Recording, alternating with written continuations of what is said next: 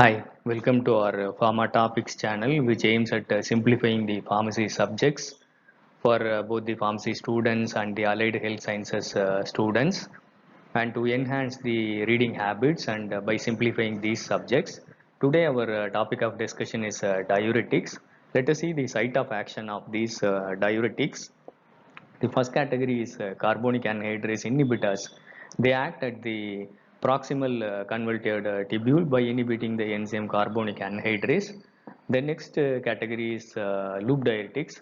The name itself indicates they act at the loop of Henle, particularly at the thick ascending limb of loop of Henle.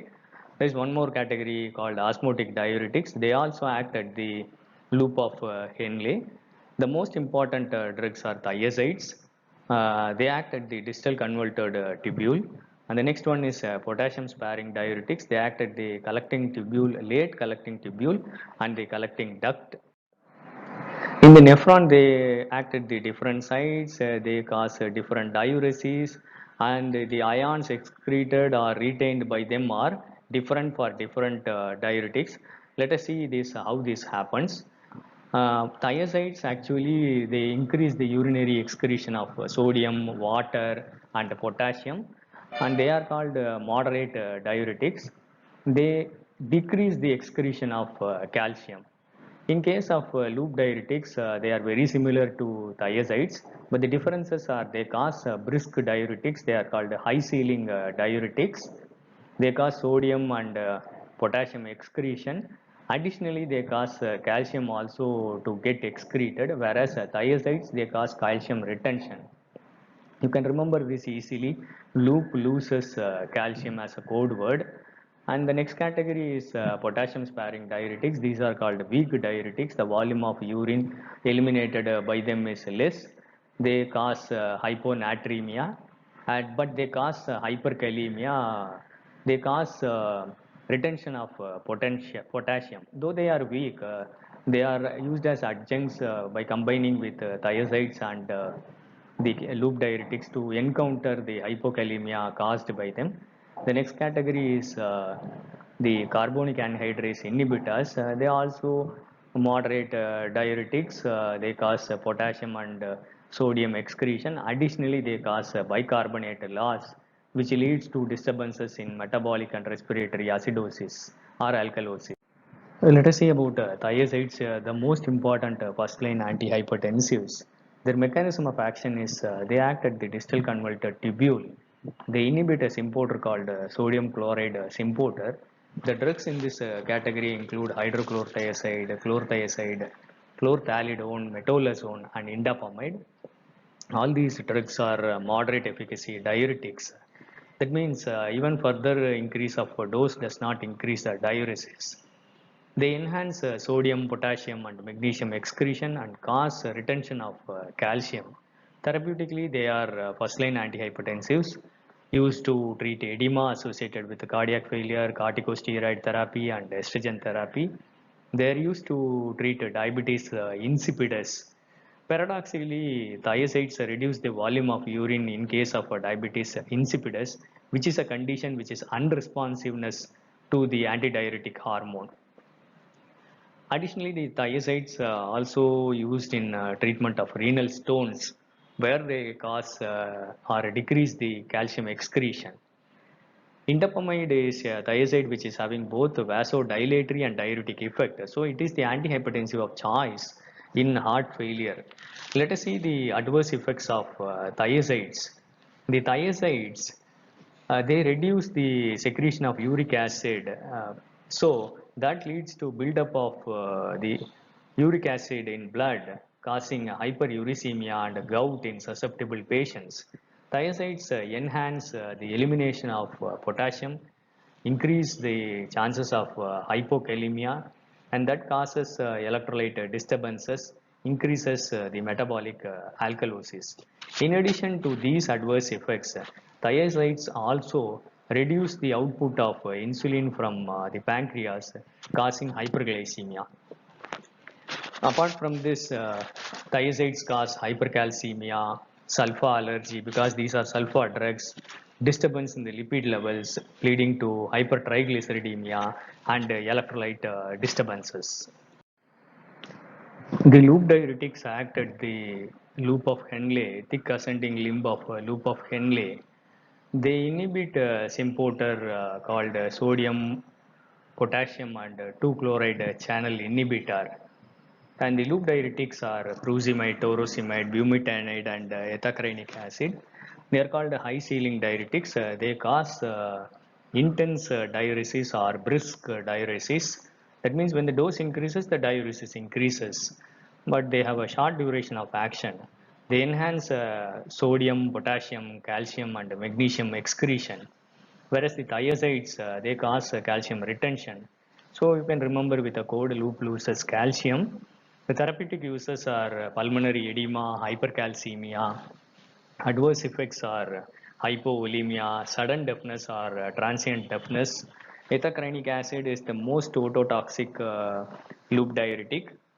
The loop diuretics also cause electrolyte abnormalities, hyperglycemia and hyperuricemia similar to thiazides. And the drug interactions are with the NSAIDs. The loop diuretics, they increase the prostaglandin secretion in the uh, renal blood vessels, which increases the health of the kidneys. Whereas when they combine with the NSAIDs, they attenuate the beneficial effects of the loop diuretics. Aminoglycosides can cause additional ototoxicity when they are combined with the loop diuretics. The next category is potassium sparing diuretics. They act at two specific areas in the principal cells of the collecting tubule. One is amiloride and triamterene. They are epithelial sodium channel inhibitors which decrease the excretion of potassium. The other category is inhibiting the aldosterone secretion, which is spironolactone and eplerenone. They are steroidal drugs which are related to the cholesterol. The potassium sparing diuretics, amiloride and triamterene are weak diuretics. They are, as mentioned earlier, used in combination with thiazides or loop diuretics to potentiate their effects and very importantly to minimize the potassium loss caused by them. The adverse effects are hyperkalemia, which could be enhanced by angiotensin converting enzyme inhibitors or angiotensin receptor blockers. The next category is spironolactone and eplerenone. The spironolactone is used to treat additionally hyperaldosteronism, polycystic ovarian syndrome, and hirsutism in women because of the anti-androgenic effects. It is also used to treat excessive aldosteronism in heart failure. The adverse effects of spironolactone are related to its steroidal ring. It causes gynecomastia, impotence in men, in addition to hyperkalemia. Eplerenone is also an analog of aldosterone, but it does not cause the gynecological adverse effects which are associated with the spironolactone. The next category of drugs are carbonic anhydrase inhibitors. They act at the proximal convoluted tubule by inhibiting the enzyme carbonic anhydrase, which leads to formation of water and bicarbonates. These drugs they eliminate sodium, potassium, and additionally bicarbonates. The carbonic anhydrase inhibitors were the first sulfonamide derivatives used as diuretics. The drugs in this category include astazolamide, brinzolamide, dorzolamide. They are all non-competitive reversible inhibitors of carbonic anhydrase. Therapeutically, they are used to treat glaucoma because they decrease the aqueous secretion of aqueous humor secretion by inhibiting carbonic anhydrase in the eye.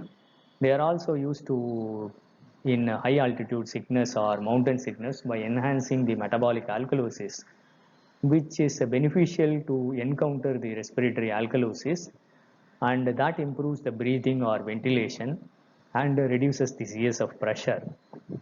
The carbonic anhydrase inhibitors also reduce the seizure threshold.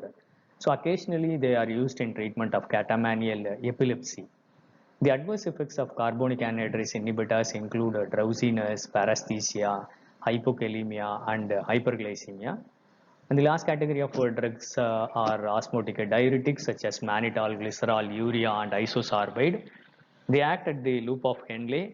Osmotically, they drag the fluids from the tissues put into the extracellular compartment, increasing the extracellular fluid volume, and then they cause diuresis. And therapeutically, they are used in cerebral edema, acute glaucoma to improve the renal function in oliguric phase of the acute renal failure.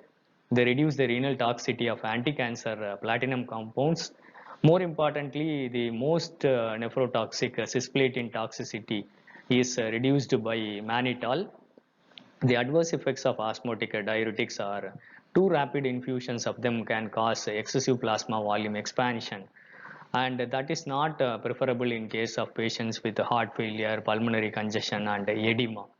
The contraindications for the osmotic diuretics include cerebral hemorrhage or head injury. They are preferable only in case of cerebral edema. I hope it's a nutshell of the diuretics, their mechanism of action, indications, and the adverse effects and the drug interactions. I hope you enjoyed this video. Thank you for listening. Happy learning. Kindly share this to your friends. Kindly subscribe to our channel to encourage us to do more videos. Thank you.